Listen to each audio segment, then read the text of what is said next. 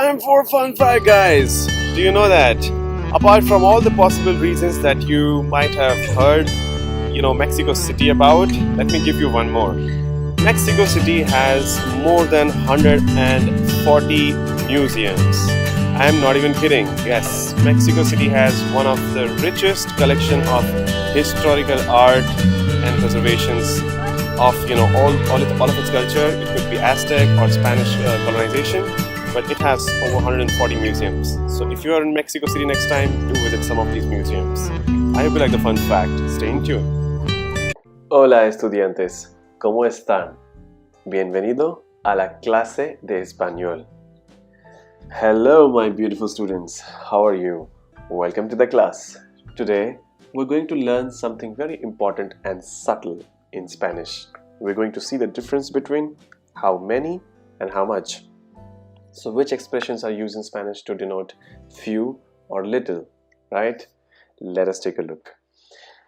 Now we will approach how much first. So how much is basically an uncountable quantity, right? Something which cannot be counted. Now the word that you have in Spanish for how much, little, which is uncountable, is poco if it is a male object, and if it is a male noun.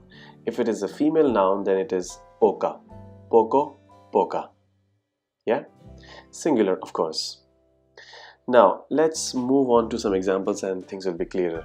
So if I want to say that I want little sugar, right? You don't count sugar, you just say a bit, little. So I want little sugar. You say quiero, which means I want, poco, which means little, and azúcar means sugar. Quiero poco azúcar. Let's move on to the next example, folks. If you want to say I have little cold, I have little cold.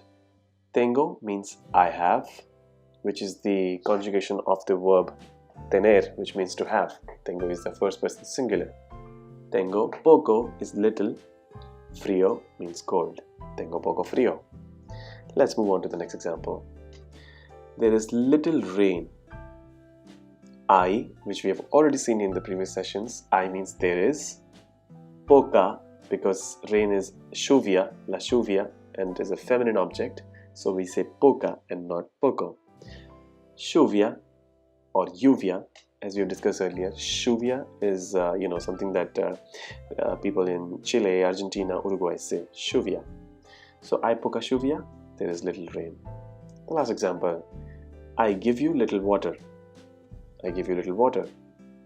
Te doy means I give you. Doy has come from the verb dar, which means to give, and doy is the first person singular conjugation of it. Te means to you. Te doy poca agua. I give you little water. Now what is also interesting is that if you want to increase the degree of this littleness, then instead of poco you can use poquísimo.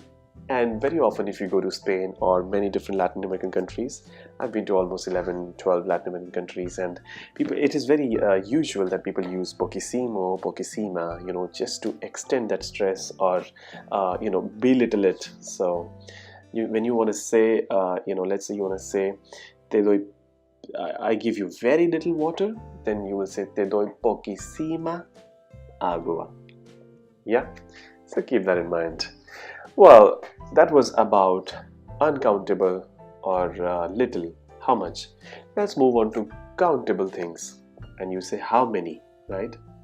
So the word that you have for countable or how many in Spanish is nothing but just add an S to it. Poco becomes pocos and poca becomes pocas. And then it turns out to be countable. Let's take a few examples. The first one is, if you want to say she needs few diamonds more. She needs few diamonds more. Well, that sounds interesting. How will you say that? She needs means quiere.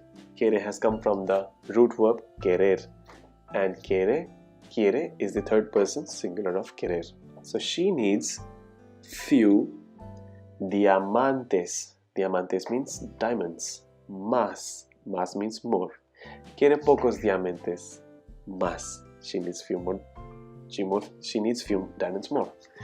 Now let's move on to the next example, folks. We have few necklaces. Tenemos Tenemos is the same verb as tener, and it is the first person plural conjugation of tener. Pocos means few, and collares or collares means necklaces. Tenemos pocos collares. That means we have few necklaces. Let's move on to the next example, folks.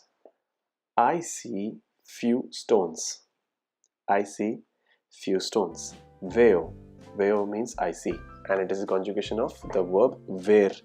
Ver means to see. First person singular conjugation. Veo pocas few piedras. Piedras means stones. Veo pocas piedras. I see few stones. The last example is few drops are sufficient. So pocas and gotas means drops. Son means are. Suficientes means sufficient. We say suficientes because gotas is plural in order to suit the sentence. See, every part of the sentence is plural here. Anyways, we will cover this in different session, but for now, pocas gotas son suficientes, few drops are sufficient. That was about the example, and the same interesting part goes for countable as well. If you want to increase the degree or stress of plural of poco, then you say poquisimos or poquisimas, just to make it even more stronger, even lesser in quantity, even lesser in numbers, I'm sorry, because it is countable, even lesser in numbers, poquisimos, poquisimas. So that was about how many versus how much, folks. I really hope that you enjoyed and learned something very important and very subtle, because learning this and using it in your language will show a higher respect for you from the natives. So I hope you like learning from me, and if so, please subscribe to my channel. Till next session, take care, happy learning, goodbye, nos vemos muy pronto, hasta luego.